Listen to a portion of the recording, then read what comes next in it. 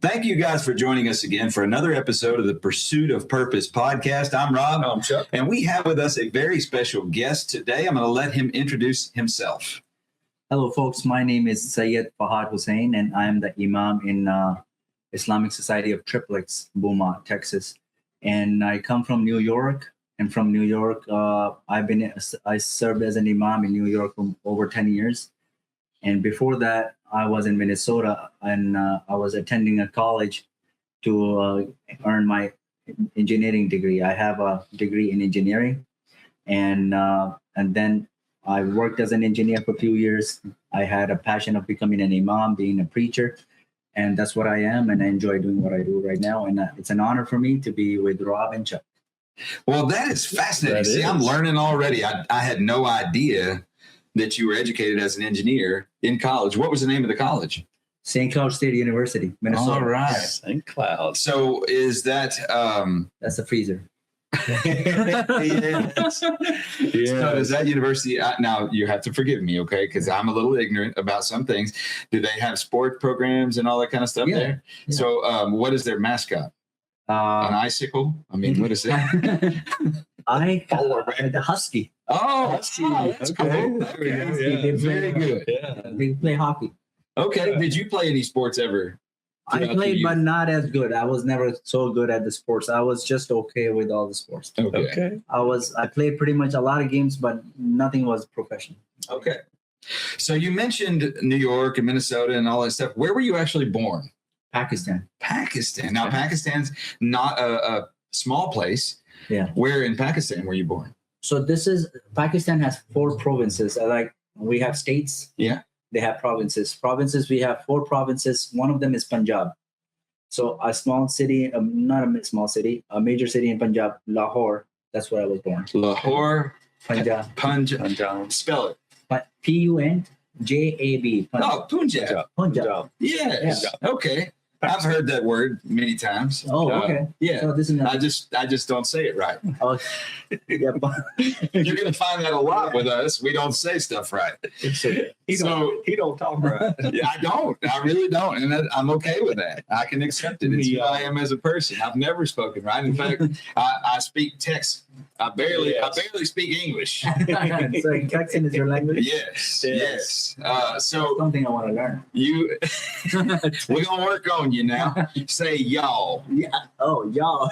That's there you go. You'll get there. We'll bring you around. Right. So I'm gonna make an assumption that you were born at an early age in Punjab, and you how long did you grow up there in Pakistan? Well, I was in Pakistan for 8-9 years, and then I moved to UAE. This is another country. Oh yeah. United Arab Emirates. I lived there for another 5-6 years, came back to Pakistan. I moved to the United States when I was 20. Okay. Wow. So what did your parents do professionally? Well, my father was an electrical engineer. He worked in UAE as an engineer in a police department. Wow. Yeah. So he's a tradesman. Yeah.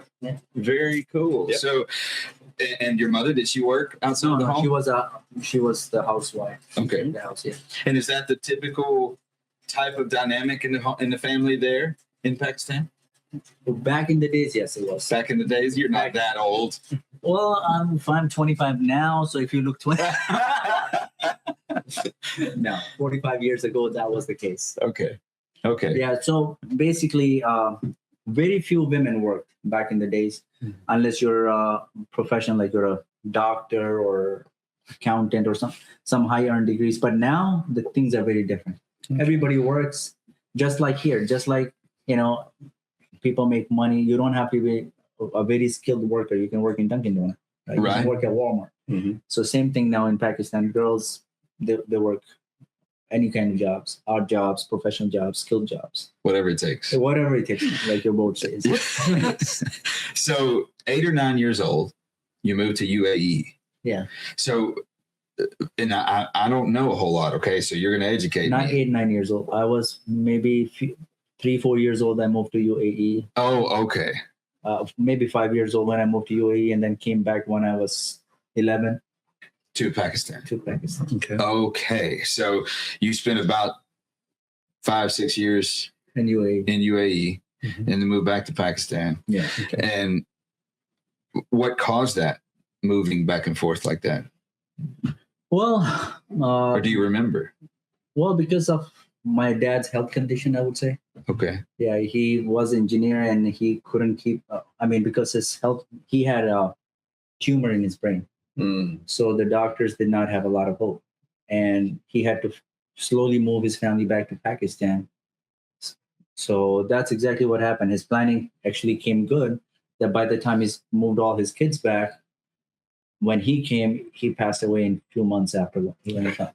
Okay. So that was a part of his planning coming back after he learned he has a tumor. Sure. But he was able to successfully get y'all, and I presume you still had family and, Yes, and a in fact- community back there. Okay.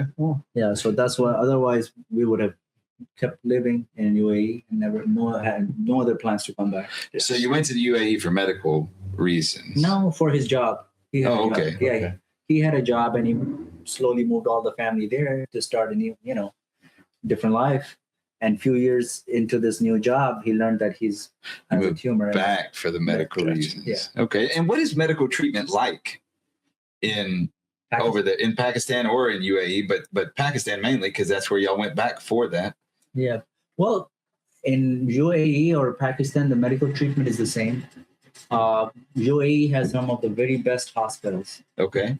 You can compare them to any big hospital in the United States. Really? Oh yeah, this is like high class. And believe it or not, a lot of American doctors, or maybe the doctors from all over the world, are employed because these Arabs, they have a lot of money to pay. Right. So when they get doctors to work from them, they pay them really good money so they can stay. This is a good retention plan they have. Mhm. And so the medical was pretty good over there. But the thing was that he had come to a stage where there was no going back. Mm. So he wanted to move on with peace, leaving his family with his other relatives. Yeah. That's why we had to come back, not for the treatment per se, but because there was no further treatment in the, that would give him some hope. They said that every day you're deteriorating. It's today, few months. That's what has happened when he came to Pakistan. It was 4 months after. Ooh. Yeah. Wow. Yeah. Yeah. How old were you? I was 17 when he died. Okay. You were 17. 17. Yeah. Do you have siblings? Yeah, I have siblings. And where are you in the rank of siblings? I'm the oldest. Okay. Ah, the trailblazer. Yes. Yeah. Yeah. So that's the trailblazer right there. And then I have 1 year old. No, not a 1 year old. 1 year younger than me. Okay. And then I have my another brother was 7 years younger than me, and the other one was 10 years younger. All boys. All boys. Wow. Poor boys, a Yeah. lot of trouble. No, that's I'm going to tell you. I have a mixed bag, okay? Okay. I got 5 girls, 3 boys. Nice. The boys are better. Mm. Oh, really? Now, you don't have a frame of reference for this Yeah. with your history, but I can tell you unequivocally, Okay. the boys are easier, they're cleaner, they're easier to feed, easier to have extracurricular activities. They correct easier. Oh, They just, I love my girls, don't get me wrong, yeah. Yeah. but my goodness, the girls are so difficult. They definitely try a man's patience as a father. Right. Okay. Promise you that. It is as if that is their created purpose. Exactly. They Is live to for their exp- purpose. Yes, Yes. they are created to expand and prove that you can act as a patient man or die, one or the other. It's like one constant test. So your parents were blessed in that they had 4 boys, Yes, and you were blessed yes. that you had 3 brothers. Yeah. The unfortunate fact is that you were the oldest, so that means that you had to prove the way for the youngers. Yes, they had to follow me. So I'm going to make a wild guess. Well, I'll just ask. The home that you grew up in was a Muslim family. Mhm. Is that correct? What was discipline like as a child growing up in that household? And I mean, I love that you have the nuclear family. Mom was at home and dad was working and the brothers, everybody was there. What was it like for discipline? Well, discipline, I would say a lot of discipline. Okay. Okay. I mean, let me take you from, for example, you want to have dinner, right? So you have to help the family to, set up the dinner on the table. You have to bring up your plates. You have to bring food. And then you have to wait for everybody to come on the table, and then you start eating. And then when you're done, if you don't have to clean the whole thing, that's fine. But at least you have to take your own plate, your own spoons and everything, and go wash it, put it on the rack. I like that. Yeah. That's good. That's like the discipline there. And then if you break something or you mess something up, you're responsible to fix it.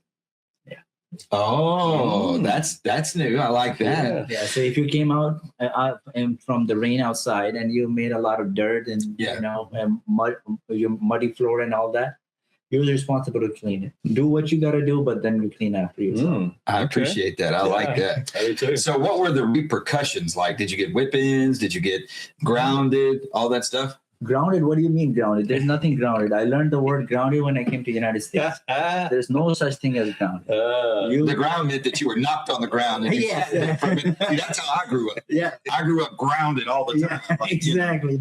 Knocked out. Yeah. That's what it is.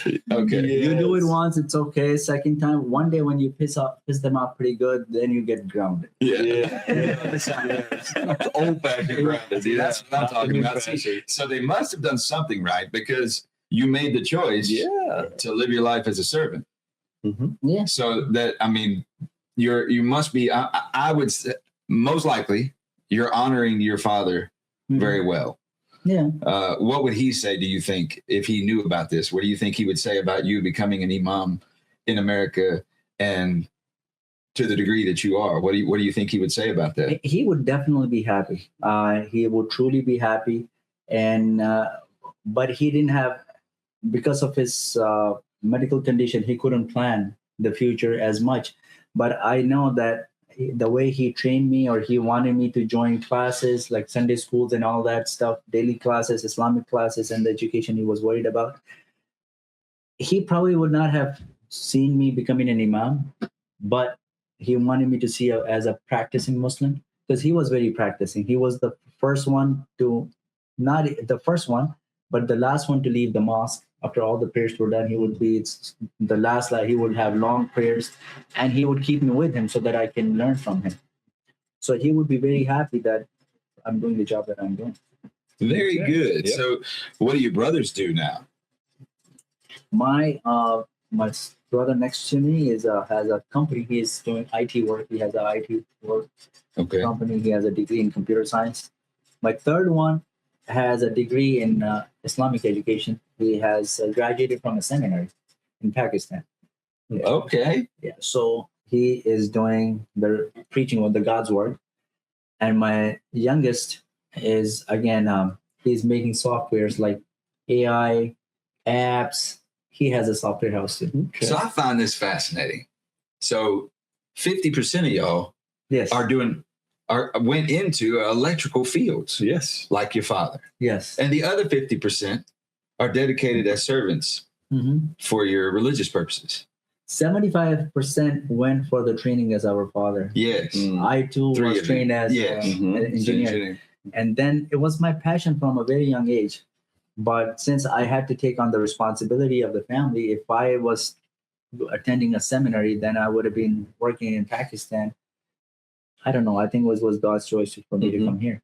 So did you ever work as an engineer, or did you kind of move straight into your ministry? I worked in a couple of companies in Minnesota. There's this company called Vision East Lens. They make these glasses. What? Yeah. Okay. Yeah. So have you heard of these transition? Yeah. Transition. They change from light to dark, like where you can see through it or it shades in the sunlight. Yeah.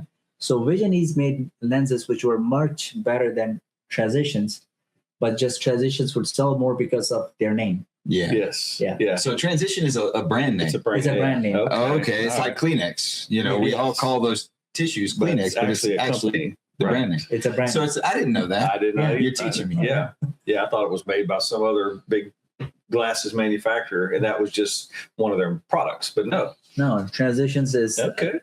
I mean, people think this is called Transitions. That's what I thought. They're not called. Yeah, this is the name of the company, and we made better lenses. We made better lenses from a lot of other competitors, but and we would do a lot of testing. So I was involved in that, as an automation engineer. I started working as an intern. Then I became once I graduated, they took me as an automation engineer. Then I worked as a design engineer for Crest Electronics. They used to make electronics devices for what do you call medical service, medical facilities like hospitals, like pillow speakers and all that. Oh, I've heard of pillow speakers. no, I just know what they are. Yeah. I didn't know. I've never heard of Crest. Oh, But that happens a lot. You know, a particular company will be the manufacturer of a part of something, Right. and you never hear of it, of what it is. It's just part of it. yeah. Right. People think, what is this pillow speaker called? I mean, if you see in the hospital bed, right in front of them, there is a TV. Yeah. The voice is not coming from the TV. Why? Because then the next bed, you don't want to disturb them. So you have a speaker Right there in the bed. and then by the bed, and you can hear the voice. That's right. This is called pillow speaker. That's right. Okay. And it has programming to, you press the button, it works just like a remote from the TV. Guess what? Pillow speaker does not come from the TV manufacturer. Somebody had to copy the code from the remote and program this to the pillow speaker, so it works exactly like the manufacturer. Yes. So all the buttons would be put on the sensors and be analyzed on the scope. Yeah. And the same thing would be programmed and copied exactly the same onto the pillow speaker, and that program would be fed into it. How about that? Yeah. So, I have extensive experience with those. with the pillow speaker. I've spent a lot of time in hospitals and things like that. My wife and I met because we each had a daughter with cancer, Oh, okay. and so through that experience, we were very familiar with pillow speakers. Pillow speakers. We didn't call it that.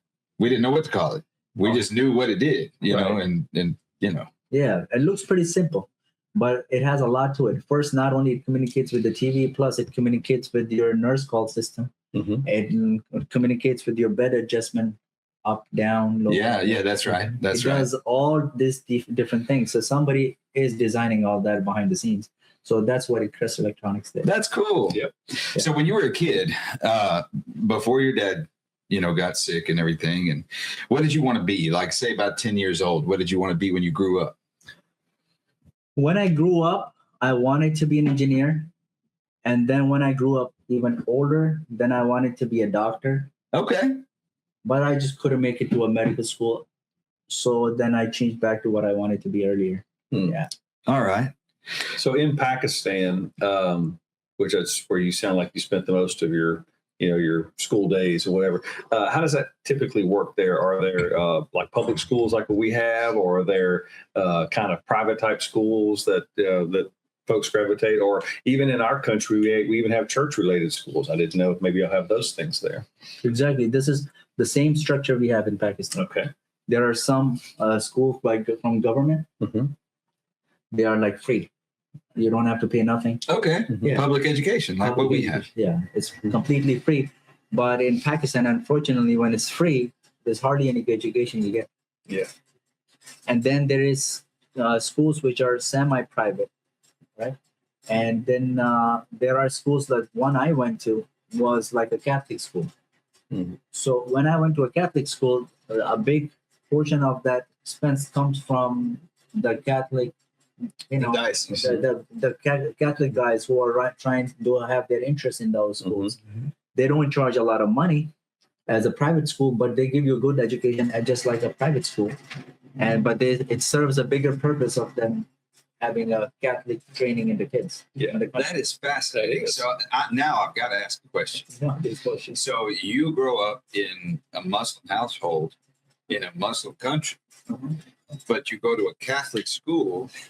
Did the Catholic school teach you Christian doctrine in school? No. They were respectful of the Muslim teaching. They refrained from that. I'm just curious. Sometimes they would have some church days and they would give us free time then. They would say it is optional for you. They would never force it onto us. These church days are for whoever wants to join. And of course, the Christian kids would join. We would just have a great time. Okay. Well, see, I'm not Catholic, and I've never been to a Catholic school. I've I've never yet attended a Catholic service, so I can't speak intelligently about the way they perform. I've heard a lot of stories about Catholic school where they got a ruler and the nun, and they spank the back of your hand if you don't do right or whatever. I pictured, every kid there carrying a rosary around and, getting in trouble and being told to, say Hail Mary and all that kind of stuff. But, I don't know. Well, I went to a Catholic middle school. That's exactly how it happened. Yeah. No, not really. No, matter of fact, most of the teachers that I had were not even Catholic.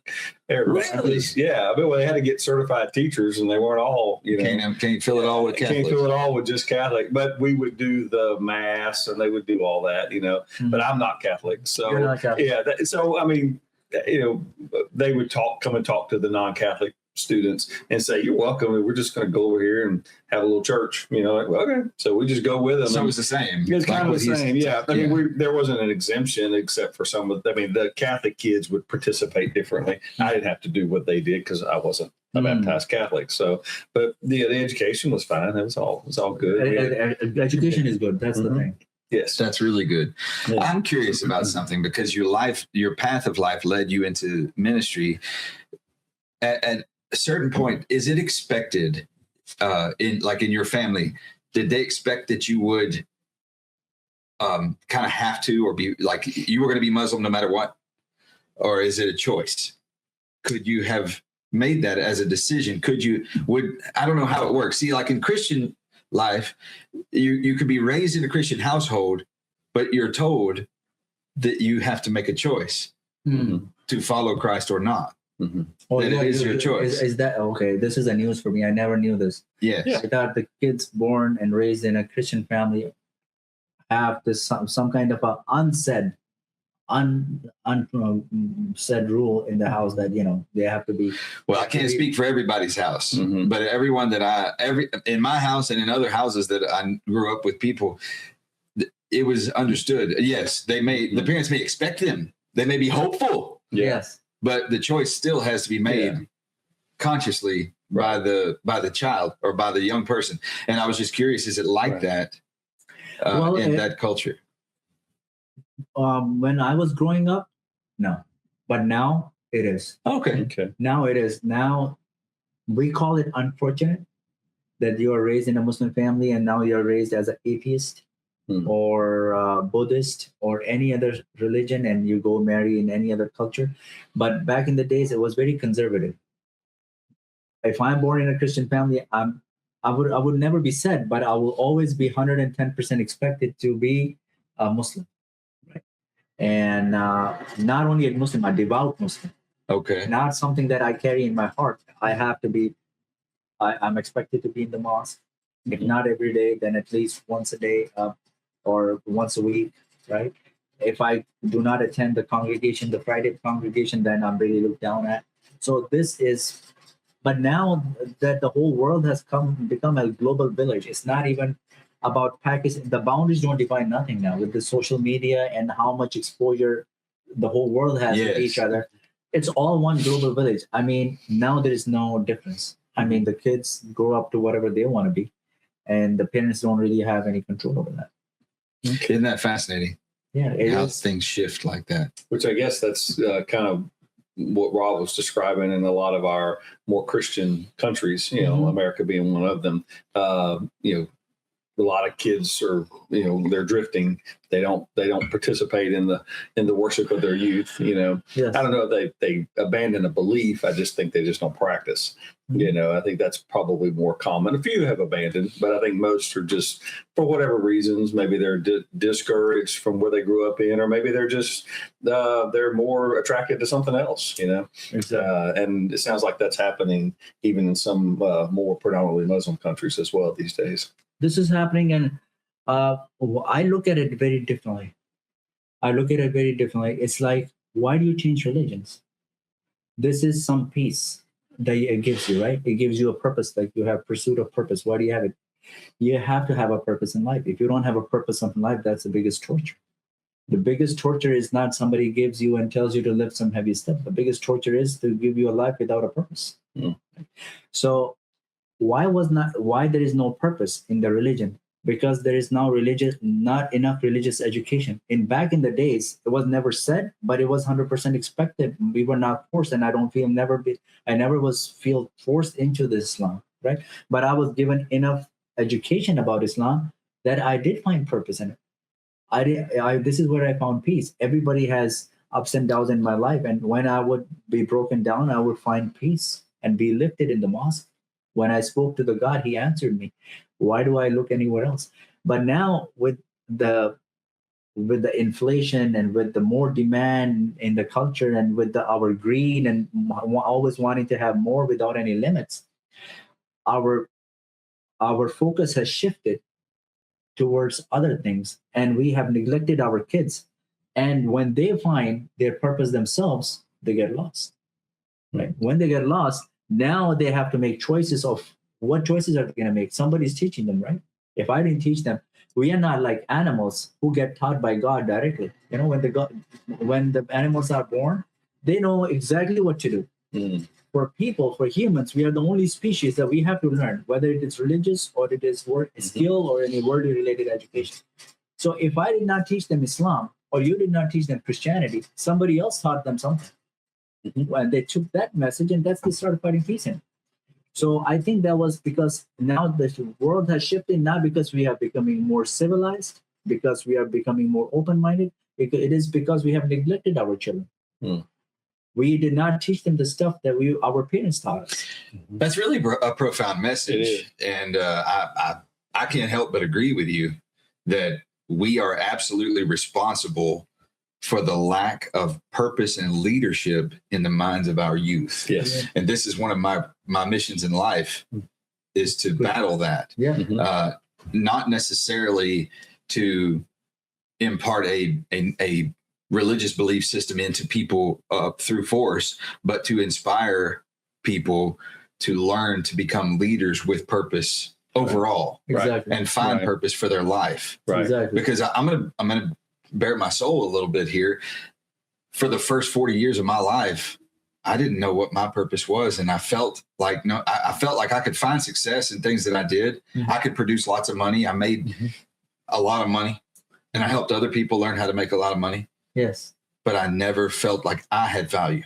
I never felt like I had a purpose, and I never knew what my direction really was. Right.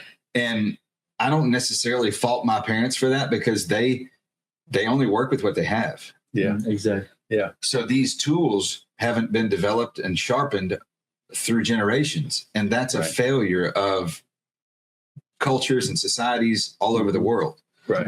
Yeah. So I really appreciate that viewpoint. I find it to be very accurate. Yeah. I mean, that's what you, in part, what you were sharing with our audience is a lot of what inspired what we're doing with Pursuit of Purpose. Exactly. And sometimes it is with kids, but a lot of times it's with people who mentor kids, Yeah. you know, either directly or indirectly, whether we're working with supervisors who will have, you know, these newbies enter into the workforce, or parents, you know, themselves. And it is our responsibility. And I do appreciate that, that you mentioned that, because I don't know that we, a lot of our adults, probably it's a minority still, but a lot of them don't embrace it. They abandon those responsibilities. And we see the result of that. We see the fruit on the street, man. Exactly. And it's not a good thing. And I know people like to basically impugn, you know, the emotion, passions of the kids. Well, it's only because they haven't been taught to contain that and channel that. And but yes, I like Rob was saying, I work a lot with youth, and I purposely try not to impress doctrine. I try to help them, you know, find more direction and purpose. And then I said, if you're interested, I'll show you my sources. And usually they are. And so that's when I get to pull out, you know, my influences, which could be, you know, scripture or other books and things like that. But give them a starting point like that. Absolutely. But they have to want it. And once they kind of infer that they have a want, well, then I'll feed, you know, but so I hope that's a balance. I hope it works. I think I like your approach when you say, if they want it. If they want it, yeah. You cannot force anything on anybody now, or never, because even if it is the right decision for them, when the kids think it's been forced on them, they're not going to take it. They're going to resist. They're Right. going to have to discover it for themselves. Right. They have to find out. They have to start wanting it. I really like that point. That's good. Thank you. Yeah. And I presume, I mean, I've seen it a lot in our Western culture and our Christian culture here in America, but it's almost sounds like that same idea has now worked its way into the Islamic community, where if we either force it or we give them the choice of want. And so maybe there's some reformation, like the Christian churches have had to do. They've had to kind of reform the way they approach this in order to be accepted. Yeah, maybe it sounds as though that maybe your faith may be having to entertain similar ideas. To always find new, fresh ways. Without giving up the things that give us our identity. Exactly. I totally agree with that. But growing up, we had different approach. We were handed over the things very firmly. Mm-hmm. But now kids have to discover it for themselves, because otherwise they think they're forced into it, and then they don't want to be a slave of your idea. Yeah. So this is, I think, a cultural difference we have now from our generation to this generation. But our responsibility as a fathers or parents still remains. It really hurts me when they have no purpose.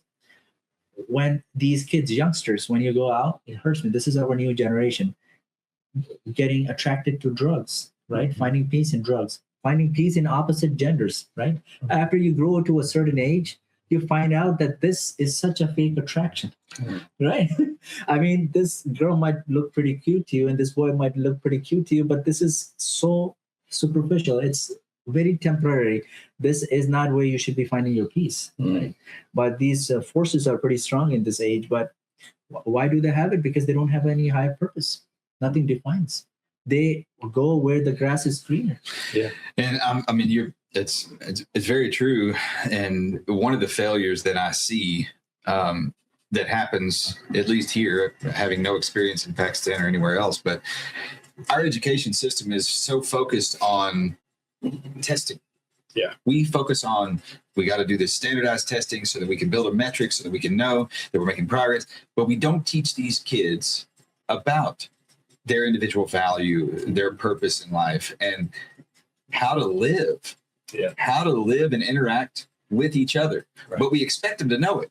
Exactly. Yes. And well, we're in a lot of agreement about that.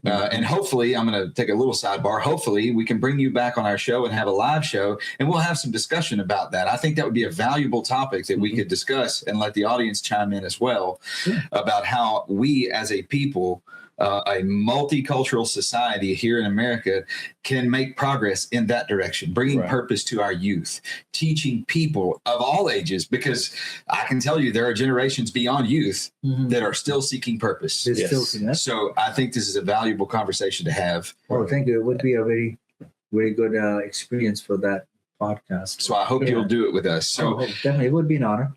I've got a couple of questions I want to ask you that strike me while we talk. Okay. So you are an imam. Okay. So I've heard a lot of words thrown around. Imam, sheikh, how do you say it? Sheikh. What's the difference? Okay.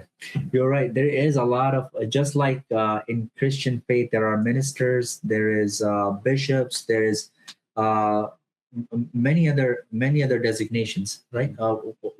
In Catholics, I forgot. It's been so many. Priests. There's priests, cardinals, and then the highest one is the bishop. Monsignor, bishop. Yeah. Bishop is the biggest one in Catholic. That's except the Pope. Yeah. Oh yeah, Pope. Yeah, Pope comes after the bishop. Above the bishop, cardinals, and then it's a hierarchy. Yeah, this is the hierarchy. In the same way, in Islam, there is hierarchy. Okay. Yeah.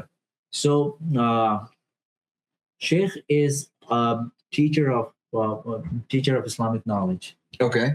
He's the leader. He teaches you the Quran. He teaches you the words of the Prophet Muhammad, peace be upon him, which is called Hadith. And he is a very knowledgeable person. Imam is the name given to the leader. Imam is the one who's going to lead a congregation. Okay. And again, he has to have a lot of knowledge too. But he is not a teacher in a seminary. He doesn't teach in a seminary, but he is the one who's with the knowledge. He's graduated from the seminary, and he is leading the congregation, guiding the people. but he is not holding the classes the same classical way the sheikh is. So the sheikh is teaching the seminary. Yeah, he's like a professor. Okay, got it. He's like a professor, Dr. David. And then there is Dr. Michael, who's doing the surgery in the hospital. They both have the same knowledge, but Dr. David is Dr. David. He made him go for the surgery. Okay. So this is how I would. Got it. Okay. So who is above the sheikh? Then sheikh has many different levels. Once you are a teacher, like you are a teacher in a medical school, right? You're a doctor, and then you go. Once you have that PhD, then you go in your knowledge, and sheikh would become. There's different types of sheikh. There's called sheikh tafsir, meaning this is a sheikh who is very much expert in tafsir. Tafsir means explanation and commentary on the Quran. Oh. And then there is sheikh al-hadith, which is the one who's expert and does the commentary on the words of the Prophet. Because Prophet said something, what it means, and how can it apply in today's time and period, right? Okay. All that explanation comes, and then there is going to, as they grow in their knowledge and their experience, is just going to be recognized, but in the same title of sheikh. Okay. So, is there kind of this graduated effect in the realm of sheikh, or are they kind of more? You have these related positions, like some people choose to be an expert in this, I'm an expert in that. So are they kind of more lateral, or does it still have a bit of a hierarchical ascension? Hierarchical basically comes with more knowledge. Okay. With more knowledge, with more experience. And in Islam, it is not only knowledge, it's about how much you practice it. Okay. Self-control. I mean, in our faith, it is very important to give up all the sins. All the commands of the gods have to be fulfilled. This is, though it is impossible for a man to do it, but for example, there is 100 things you have to do. But if you are always fighting your inner self, and you're always fighting your desires, going against your desires to reach the happiness of God, then this gives you a higher hierarchy. And this person who's going to grow higher, at the same time, he would try to be very humble, and he would say, "No, I'm nobody." So this is very mystical thing, I would think, in a way that higher up I get, but I would feel more abased. In Christianity, we say less of me, more of you. Yes. Mm-hmm. The more of you, the less of me. Yes. That's capital U. Yeah. And that's the same principle, yes. I think, is what you're referencing. So thank you for that explanation. Right. I have a question. So you are an imam professionally, is that correct? Yes. You get paid? Yes. Okay. And then to go along with that, are you married? Yes, I'm married. And you have children? Mm-hmm. So in the Islamic ministry, you can be married and have children and live, that way, not like a Catholic priest who has to be celibate and all that. Yes, the Catholic priests, I remember growing up, they had to be living in a rectory and they cannot get married. But see, this is what happens in abstinence. Abstinence in Christianity, in Quran, we have this verse in the Quran which tells us that abstinence was learned by Christians in a way that they would physically distance themselves from the matters of the world. And they would separate, and in this is in Arabic language, this is called rahbaniyat. Your audience would know this word, and they can Google this out. Rahib means a monk. A monk. Okay. And this person they're married to God. Yeah, and they would distance physically themselves from the worldly things, and they will go out in the forest and where nowhere and in deserts or somewhere, and they will live their life, and it will be between them and their God. Right? And this was an excellence, and God said that we did reward those people for the faith they had and for the work they did for their God in the time of Christianity. Believe it or not, this is Surah Al-Hadid. This is the chapter Hadid, which talks greatly about this practice of Christianity. And Allah says that we did not obligate this on them, but they chose this, seeking the pleasure of God. And God did get pleased with them, and He rewarded them greatly for their practice. So this same practice is coming down to Catholics. They have chosen from that practice in the early time of Christianity. But in Islam, you don't have to have physical abstinence from the worldly things, right? You have to have the abstinence from your heart, which means I can see everything around me, but I should not have any desire of acquiring any of it. I see that you're driving the best car, but I don't have desire to get it. I can be happy for what you have, but I don't desire to have the same for myself. Covetousness. Yeah. Okay. That's good. You don't operate in a spirit of covetousness. Yes. That's good. Yeah, I can definitely respect that. This is the doctrine. We have, every one of us is struggling to attain this quality. Yeah. This is called abstinence in Islam. Abstinence in Islam does not mean you have to give up. I don't have to have cell phone. I don't have to have a car. I don't have to have a good dress. I can have everything, but I shouldn't have any love for any one of them.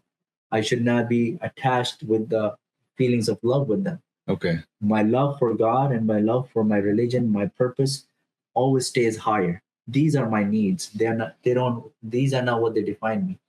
I'll be equally happy if I wear pajamas.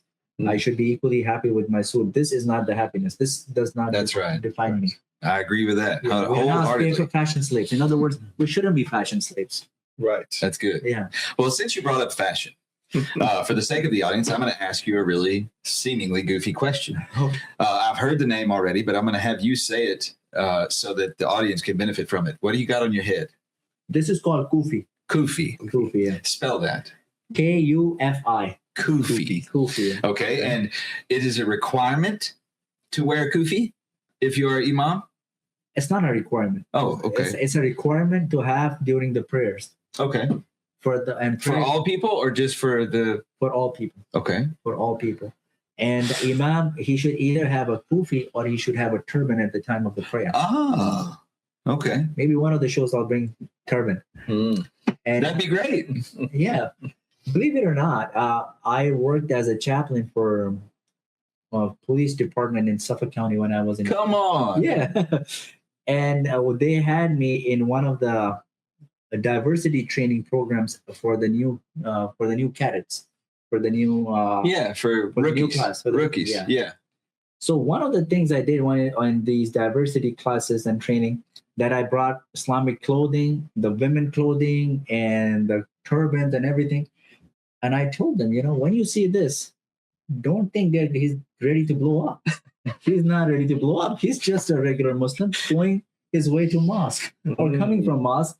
And this lady who's covered up is not a ninja. She is just a devout Muslim woman. If you have to search her up, it would be preferable if you have a penal cop. Just be respectful. Be respectful of our dressing, And this guy with the turban is not Taliban, or he's not gonna stab you. He doesn't have any weapon in the car, and all these things. And they had a good laugh about it, and for the good diversity training. Yeah. Okay. Because what Muslims are shown on the TV is not what they are. I mean, how can a person be that barbaric? I mean, humans are humans. Everyone has a heart, whether you're a Christian or. How can you be that barbaric? There's always a niche group of people. As we discussed when you were so gracious to have Chuck and I over to the mosque and give us the tour, there are radical factions of any group. And we talked about that, and maybe we'll get into that some on the live show. But thank you for explaining your headwear, and everything. So now, how did you make the decision to? First, how did you make the decision to leave your homeland and come here? Yeah. What brought you here? Okay, I'll be very honest. I don't have nothing to hide, because this is what I am.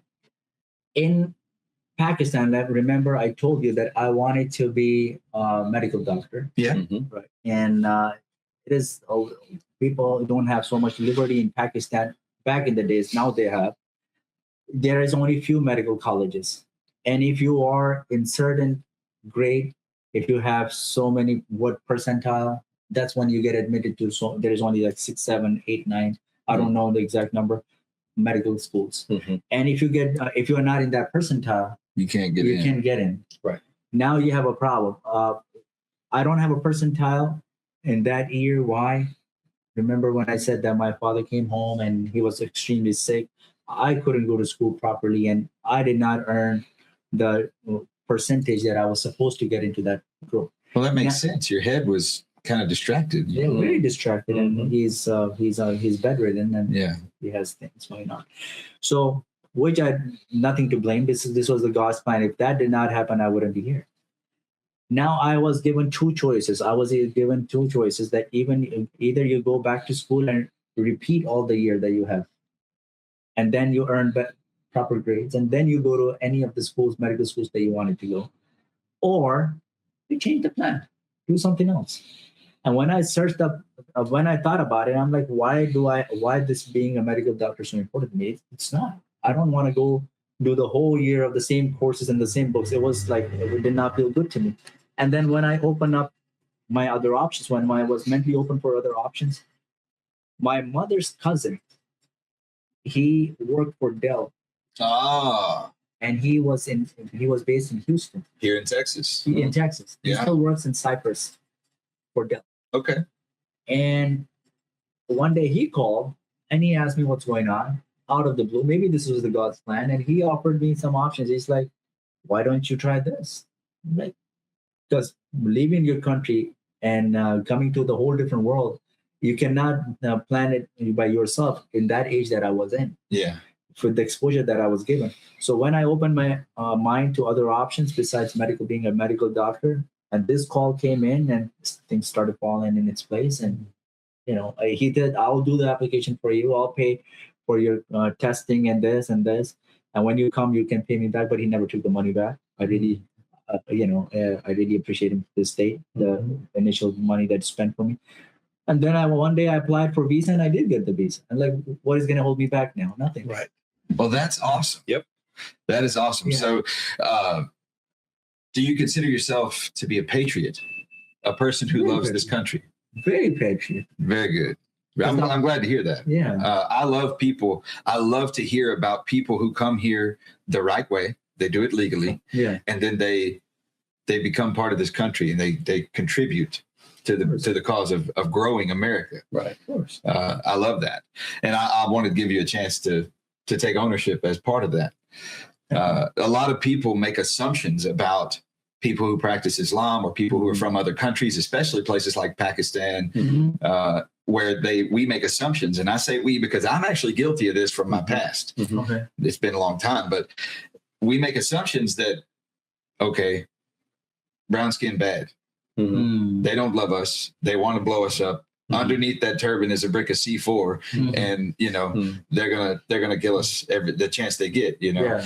So I'm very proud to have you here. Very, very proud to have you as my neighbor and part of our community. Thank you. So so you, if I'm hearing the story correctly, you came over as a student.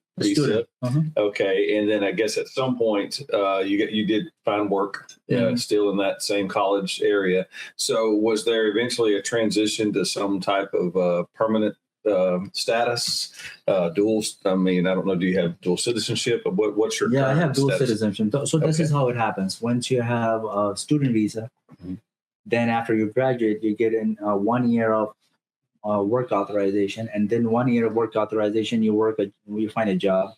Then they apply for your work visa. Once you get approved for the work visa, then it gets transferred into something called permanent residency, which is called green card. yes, Then you have to have green card for a certain amount of years, which is 5 years. Then you apply for being a citizen. Then it takes a couple of years to get that process through. So then eventually you become a citizen. So there is a whole process for students. Right. But there's a process of becoming citizens from different ways. There's people who come from J1, which I'm not sure about. There's people who have apply for asylum, refugees. right. They have their own path. Not too educated on their different paths, but I know only about my path. Right. Student visa, into work visa, into green card, into citizenship. Okay. Well, I appreciate that you did it the correct way. Yes. And thank you for that. Yes. So you transit. So you went from coming here to work, and then at some point along the way, you transitioned from a typical workaday, person to going into ministry. How did that happen? How did you somehow wake up one morning and be like, I'm gonna be a preacher. I'm gonna be an Islamic preacher? Yeah, that's a very interesting question. A lot of people ask me that. As a matter of fact, when I got hired as an imam in this mosque, a lot of people have asked me that question. How did this all happen? Because when they were hiring me, were you not making good money? I'm like, of course I was making good money as an engineer. Yeah. Just a lot more than what you would make at a mosque. And this is how it happened. My wife is from a religious family. Okay. My father-in-law is a very renowned scholar, and he is in New York, and he has his social media name is Raham TV on YouTube, which is a major TV. And the thing is that his preaching is done in Urdu. He has a lot of subscribers, more than 500,000, and I don't know, a lot of viewership and all that, and a lot of people are attracted. So there is always an effect of learning when you are in the same household. So that gave me an encouragement because I had a previous desire and eagerness to learn. I started joining a seminary program, and I learned all the books of Islam that, different teachings, different learnings of Islam for 6 years. Then I was still working in the morning. And then this would be my part-time. So with the part-time, I got so absorbed in it that when I was close to getting done from that seminary program, it was not overnight, but over the period of 5 years, I slowly, gradually distanced myself, and I was already thinking that this is what I want to do and slowly how I'm going to make it happen. So I corrected my finances in a way that it would work. And then one day when I thought my finances were secured, I completely jumped into this profession. And I'm sure it's much like Christian ministry that no one does it for the money. Yes. If you're doing it for the money, you're doing it for the wrong reason. Right. Yes, there's other places to make more money. Yeah, and you're doing it because it's where your heart believes you belong. Right. It's your purpose more than finance. Exactly. Now, I believe that if we are in our purpose, if we are following our designated design, then the money will come. Yes. Money will come. Because money is attracted to purpose. Exactly. Yes, it is. So, I hope that you are doing well financially as well. Also. Exactly. Alhamdulillah. Alhamdulillah means all praises to God. Whatever He has given me, I'm content. And this is where it is. If you're not, contentment is the gift from God. If you're not content, you can be making millions. You're not content. That's right. That's right. So you mentioned your wife's family. How did y'all meet? That's a very interesting question. Well, good. Again, this will open up a whole new discussion on how we get married in Pakistan. You didn't get married here? I got married here, but in the same principles as people would get married in Pakistan back in the days. There is no dating concept. There is no meeting each other. There is no getting on the knees and will you proposal marry me? And proposal, all that stuff. No fiance. What is tongue twisters? Fiance. Yes. There you go. Not having a fiance. That's the French try to get in our business. Yeah, exactly. So not having a fiance for a few years and then moving it on. I got married with arranged marriage. Okay. Arranged marriage. My parents, my mom, my dad had passed away, and my wife's parents, they decided, and I agreed. Okay. So I'm going to ask this. So this is so curious to me. You're our first guest married with arranged marriage that I know of. Yeah. So did you tell them first, your mom, okay, I will accept an arranged marriage, or did she tell you first? No, I was living in Minnesota. This is very interesting. Yeah. This is how it unfolded. I think it's interesting. It's very interesting. For sure. Because when I graduated and my friends had moved away, they had moved to different states where they found job. One of my friends found job in Delaware. He went to Delaware. My other friend went to New Jersey. Other friend went to different places. One went to Chicago. They just like the cold. Nobody wants to move down south. Right. Yeah, wherever they found jobs. Oh, Okay. there's warm jobs too. Exactly. Now some of them have moved to Texas and Dallas. Yeah. There we go. Yeah, they are in Dallas, so they Yeah. like that weather because Minnesota was. But anything out of Minnesota is not that cool, believe it or not. I have seen 40 below. I have seen 54 below. Yeah, that's after 20 below is just a number. Yeah. You stay inside. That's what it means. That's what it means. Stay inside. Don't even come out. So long story short, so I was all by myself, living in a one bedroom and making good money. Again, no purpose, no wife, nobody to communicate with. And I told my mom, she's in Pakistan. I'm looking for somebody to get married. And she's like, what can I do for you? I'm like, I guess nothing. If I find somebody here, I'm gonna get married. And she was kind of worried. I think she could have been worried that who's he gonna marry? He's gonna find a dang white girl and marry a Christian. They're gonna ruin it all. It's gonna wreck the whole family. Right. Yeah. No, keep going. You can't show her face in public. He's gonna bring a disappointment to the house. Dad's gonna get out of the grave and come ground him. Right. Exactly. No, another time of getting grounded. That's it. So your mom asked, "What can she do?" And at first, I guess your response was nothing, but I guess she got to work. Exactly. And then their mind started working, and some things happened there. I don't know what, but something happened there that my parents, they reached out or something happened, and then I found myself. Okay. And that time I was growing up, we didn't have that many expectations. This is how my mom got married. This is how my aunts got married. This is how my uncles got married.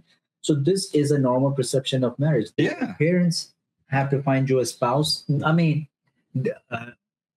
all what I was looking at is somebody who's attracted to me. So yes, in our culture, when they say arranged marriage, doesn't mean you don't even see the girl before marriage. Yes, you see the pictures, you see her in a gathering, in a meeting, you get to talk to each other for a few minutes for a meeting or two, and that's it. Test the water just a little bit. Just a little bit. I mean, like this much. You can meet each other for like 6 feet different, 6 feet apart. Wow. You can have a conversation. You can. Wow. Yeah. Be in a coffee shop meeting, and after that, it's a yes or a no. Wow. That is But you do get to say yes or no. Well, I said yes. Yeah. I had an apparently she did too. Yeah. So She had an option of saying no, and okay. But mine is even more stranger. That I didn't have any conversation. All I did was I looked at how she looks, and that's it. I was like, okay, it's just Well, what a compliment to her looks. She must be beautiful. Yes, I'm sure she is. Yeah, that's a devout approach to marriage. You know, we don't see that here. not anymore. Maybe I'm going to say something crazy. Okay. Our audience may crucify me for what I'm about to say. Here we go. I actually think it's kind of romantic. In a strange way. Yeah. I don't know how to explain that. I mean, it's such a unique thing to us. Yes. Yeah. Maybe common over there, but Right. to us, you saw her picture and you knew Yeah, this is the person I'm gonna. she's my person. Wow. That's Right. that's crazy. Right. And how long have you been married? 17 years. Wow. I mean, think about that. Yes. It's worked out. That's wild. It's worked Yes. out. Yeah, I It's think worked out. back of these, maybe like some of these medieval arrangements between this king, and they're trying to form an alliance. And he goes, "Well, I'll give my daughter to your son," and they meet on their wedding weekend. Yes. Like that's it, you know. And I don't know, that's a lot, you know. Yeah. So, And well, the princesses are always supposed to be pretty. So is the Mhm. prince and very skilled. mhm. The princess is supposed to be riding a horse. Doesn't always work that way. No, Doesn't always work. And you guys have been married how long? 17. Nice. Yeah. Good for y'all. So how many kids do y'all have? 3 kids. 3? What's the mix? All girls. So he got broke in real good. That's right. Yeah. That's right. I love it. So- Coming from an all boy family to All now boy- you're an all girl. all This is girl. What a culture change for you Right. at home. Exactly. Wow. You cannot convince anybody. No, so Yeah. You can Can- suggest. yeah, that you are outnumbered, my friend. Exactly. So, oh my goodness. So Yes. thinking back now to what I said in the first parts of our interview, Mhm. does it ring true? Very true. Okay, see, Believe it or not, stop going shopping with my family anymore. why would you want to? Never, because nothing I say is valuable. No. I say it makes sense. So send It's the kids gonna with be the you're mom. asking for a fight if you go with these women. Like that's that you'd have to be a sadist. Yes, right. Like you'd have to enjoy torture. That's Exactly. right. Like I don't understand. Like, I don't like going shopping even just for myself. Right. But to go with The girls. four females? No, Yes. man, you miss me with that Right. all day, every day. Exactly. So I'm gonna pray for you. Yeah. Like constantly. I need that prayer. I stopped going shopping for I don't know how many years. It's my daughters and my wife. Go with mommy. Do whatever you gotta do. Daddy, can I buy this? Ask mommy. Whatever mom says, y'all. Nice. Not me. I can't do this anymore. This is when my first child grew up. She was 4 or 5 years old. I took her back in the days. We used to have this place called Toys R Us. Oh, I remember it. I went there when I was a kid. I loved it. Yeah. They closed it down. I don't know why. They didn't make enough business. Went bankrupt. Yeah. They may have an online. I think presence, online but they- shopping shut them down. Yeah. Maybe that's what happened to them. And this is not a necessity, so maybe it wasn't a Right. necessary business. They weren't the first, but they were probably the epitome of what we would call the black season. So they would make all their money between October and December. Christmas. Yeah. And then they would pretty much be in the red the rest of the year. Yeah. But and they would make enough profit. So I In guess just 3 months. in just those 3 months. So if that starts getting eaten into by online or whatever, they weren't going to make it. Then they There's were just not no gonna way. Yeah. But I do remember the store. I actually worked there in college. Oh, did you? I built bikes. Yeah, in the back and stuff. Oh my God. I love going to Toys R Us. Yeah. It would just remind me of my own times. And I would love the toys. And I would go in always the boys section and naturally. And then my girl, she schools me that time. And I'm like, sweetie, can you get this? Or do you want to get this helicopter? You want to get this? Do you want to get this? And one day she has her pockets in her hands in her pocket. And she's like, Daddy, I'm a girl. And then on the last day, we were in Toys R Us together. Yeah. Isn't that fascinating? How we, in all of our manly existence, we can become experts on so many things, but we can never understand females. Exactly. No matter what. Right. No matter what. We can be very humble. We can never get it. Well, I'm glad to hear that this is a cross-cultural experience. I am too. It doesn't matter where you're from or Right. how you grew up. This part of life is the same. That's right. See the value of having a good woman in your life if you're a man, because Yeah, exactly. somebody has to interpret. Because I don't understand. Exactly. So you now, having been married 17 years, and you have an American Muslim family, what is it like to develop and raise a Muslim family with all females in America? Well, Muslim family, when you're Muslim, all it means about faith. We are Muslim by faith, meaning that we see life differently. As a Muslim, we see that life does not just end here. We have a life in this world, which is the shortest.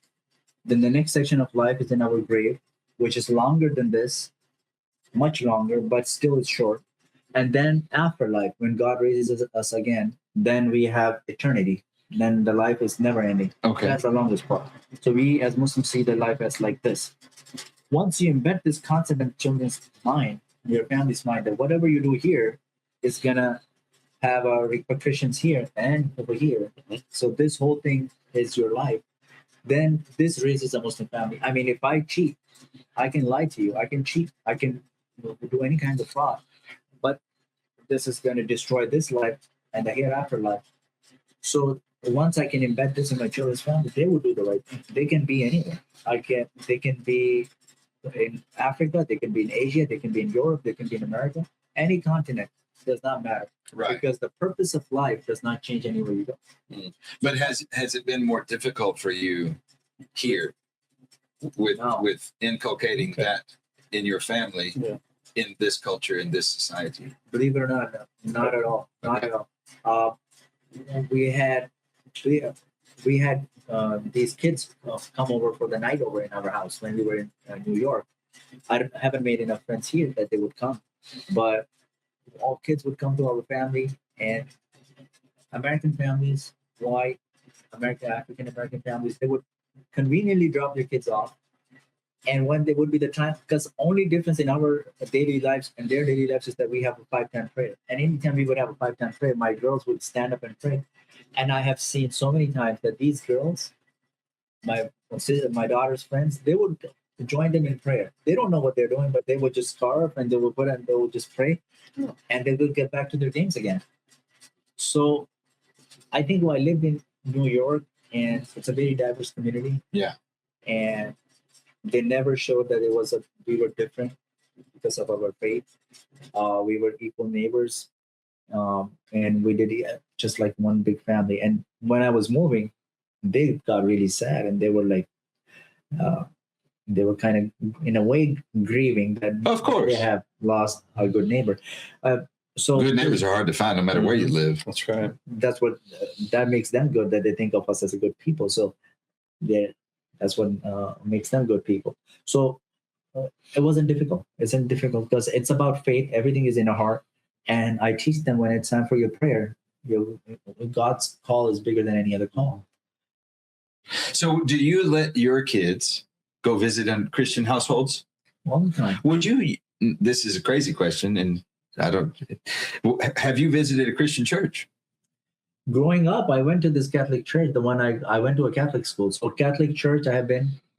And as I've grown up here, I have attended a lot of interfaith. Interfaith is very common in New York. Uh-huh. I have visited so many synagogues, lots of Christian churches of different denominations. Yeah. And I have visited Hindu temples.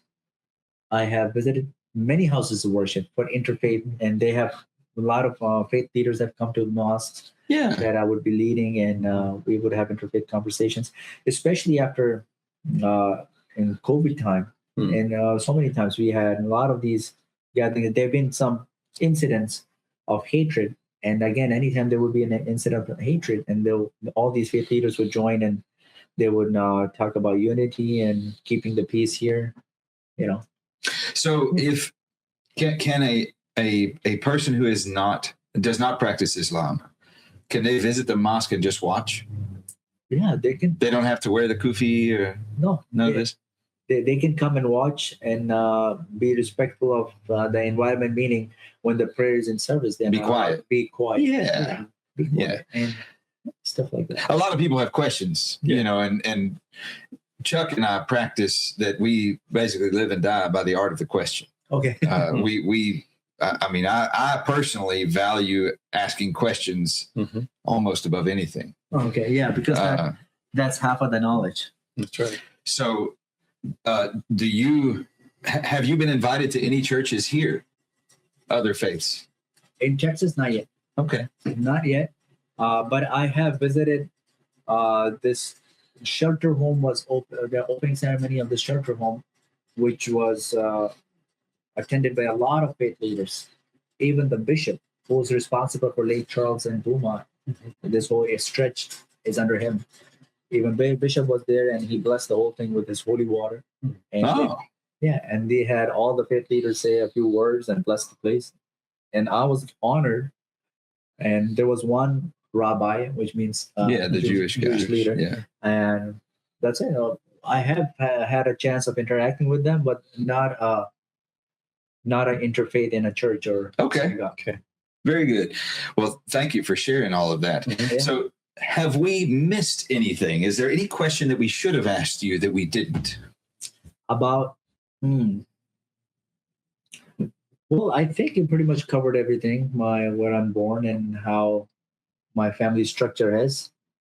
And it gave you good, or our audience, a clarity of how, what are the family values, how we think, and how we are grown up and stuff like that. But things are changing a lot now. In Pakistan, the families are just like the families over here. There's not much difference. Believe it or not, there's not much difference. Because with the social media and everything, people are picking up the pace. They are picking up the culture. They're picking up everything. Yeah. Very quick. Yes. And I find a fascinating thing. When we got into this podcast world, it threw me into a whole new business realm that I was unfamiliar with. And I found that a lot of the resources that we use technology wise, social media wise, they're in Pakistan. There's guys over there on a computer that are helping to refine our content. Not here, not us, but a lot of people. That's where their resources are. Right. They are working with entities and people in Pakistan. Yeah, which kind of makes sense that his brothers got into that industry. Yeah. It's opened up an entirely new world of trade. Yeah, exactly. Without boundaries, without borders, without limits. Yeah, we don't have no borders. It's just one big village. The whole world is. It's pretty fascinating. It is fascinating. And going forward, one of the things, as talking about this global village, your program becomes more relevant because now the whole world is becoming one in terms of culture, in terms of practices, in terms of growing up families and counseling and all that stuff. There should be one purpose. Pursuit of purpose. There should be, if we can unite people on one purpose, it would be beautiful. It would be beautiful. So it's been a great honor having you with us today. There are a couple of questions. Well, you've shared quite a bit. I think our audience is going to gain a lot from this. I believe that there's a lot of inspiration to be had. Thank you. And I want to give you a chance. I always do this. Is there anything that you'd like to say to the audience yourself as we move towards a close? There's still 2 questions that I got to ask, and I'm going to let Chuck have a chance to ask anything. My audience, I would say that this is a very powerful message that you're getting the pursuit of purpose by the name. Find a purpose in your life. It doesn't have to be the same, but once you have a purpose in life, all of your problems is going to go away. Especially now, I see kids with depression. I see adults blaming. Just me and Chuck were having a conversation in the back room. People going in depression, people blaming each other for their setbacks. Once you have a clear purpose, it's going to get you so busy, nothing in the world is going to bother you. Well, I blame Chuck for everything the best I can. All right. Because your purpose, I guess, is bigger than Chuck's. That's right. You got to put it somewhere. But no, that's very good. That's very profound. Thank you for sharing that. Because all these problems, today we find peace. Our kids, it hurts me. They find peace in inappropriate substances, in inappropriate videos, and inappropriate things around us, which is so unfortunate. Yes. Lack of purpose. Indeed. We get hurt by little things. Why are we getting hurt? Is it because we don't have a purpose in life? Why do I get hurt? If a dog barks, a stray dog barks at me, why do I get hurt? Right. I just got to move away. Right. Because I have a bigger purpose to get somewhere. That's right. Yeah. I'm gonna start having argument with him because if I don't have purpose, if I have nowhere to go, then I can spend a few minutes with the dog, and then I can spend with the cat, and why can't I just keep moving towards my goal? Right. No, that's beautiful. Thank you. Thank you for sharing that. Thank you, Chuck. Is there anything that you'd like to add as we close? Thank you for coming and opening up more about your personal story and about how the influences on you and the influences that you're trying to be. Especially when you just send your kids to the store with their mother. Yeah, hey, that's a brave man. Right? It takes a lot of courage to unleash the women into the world of shopping with money. That's right. Well, it's kind of a balance of courage and wisdom. The courage to release them, and wisdom. But the wisdom is to know better than to go with them. So, no, you've been a wonderful guest. Thank you for informing our audience, informing us. And this is not our first meeting, and I learn more every time we talk. So, thank you. I truly love this experience. This is my first experience on a podcast. Never been on a podcast. Really? Okay. Believe it or not, this is my first one. Now, see, I didn't know that. I did not. Now I feel very privileged. Yes. Thank you. And when I saw this setup, I was looking at every piece of equipment very curiously because this is my first podcast. Okay. Well, I wouldn't be the last. That's the real pleasure. And, well, you'll have to tell your father-in-law, like, hey, I'm getting in the business. Right. Yeah. So my final 2 questions are my favorite 2 questions. And they're how we close every episode. Okay. So the first of these final 2 questions is, if someone out there is watching this, let's say a younger person, and they are inspired by you and your life story, and they want to be like you in principle, and they want to learn from how you lived, what advice might you give to them? Well, learning by my principles would be, that you have a goal, you have a higher goal in your mind that you want to be. And there's always going to be setbacks. There's always going to be yourself who's going to fail, or if there's some circumstances that are going to fail you. Just keep going and not stop. And eventually God's going to hold your hands and you will be with. God is testing you in different ways, because if he doesn't test you, he is not going to be strong enough to fill that purpose. If you have a higher purpose, the test is going to be huge. And when the God has tested you by all different experiences, circumstances, then he's going to give you that crown. So keep plugging away and wait for your turn. I love that. Thank You can't make a diamond without pressure. That's right. Exactly. That's right. So, we're all turning into jewels. Yeah, And I like that you use the crown as a reference. That's good. That's really good. So my final question, and it is my favorite question. If you could go back in time and talk to yourself, let's say at 16 years old, okay?